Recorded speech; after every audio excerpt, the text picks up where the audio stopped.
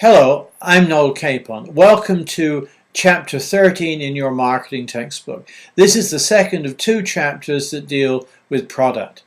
In Chapter 12, we dealt with managing the product line. In this chapter, we turn our attention to developing new products. We start the chapter with a discussion of innovation and specifically focus on those factors that lead to successful innovation. Then we talk about two different sorts of focus for the firm, a focus on customers and a focus on innovation. This discussion sets the stage for turning to new product development, and we identify several principles the firm should follow in the new product development process. We also identify several types of innovation that differ depending on the degree of newness of that innovation to the firm and indeed to the world. You will learn that during the new product development process, the firm must concern itself with two sorts of error. The first error is to continue with a product that ultimately fails. The second error is somewhat more subtle, but that is not continuing with a product that would have been successful had the firm in fact continued to invest in it. The way the firm does the best job of managing these two sorts of errors is to follow a structured new product development process.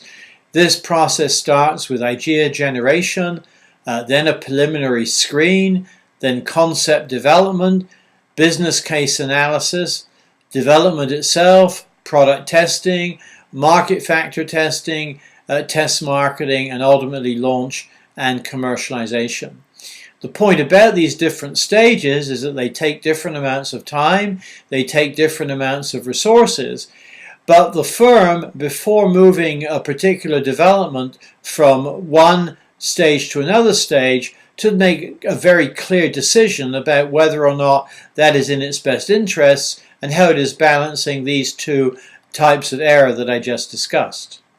When reading this chapter, you will want to make sure that you understand very clearly these different stages of what we call the stage gate process.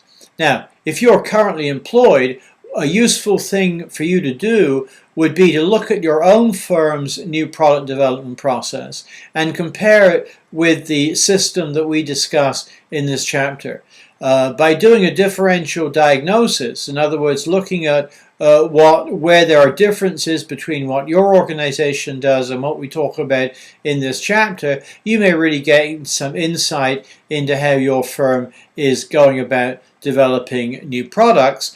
Some things that we may not talk about in this chapter, but also some things that we do talk about in the chapter that your firm is not doing. Developing new products is a critical part of the product management process. It's increasingly critical for the firm to secure new products in order to gain differential advantage. It's a tough job, but I wish you the best of luck.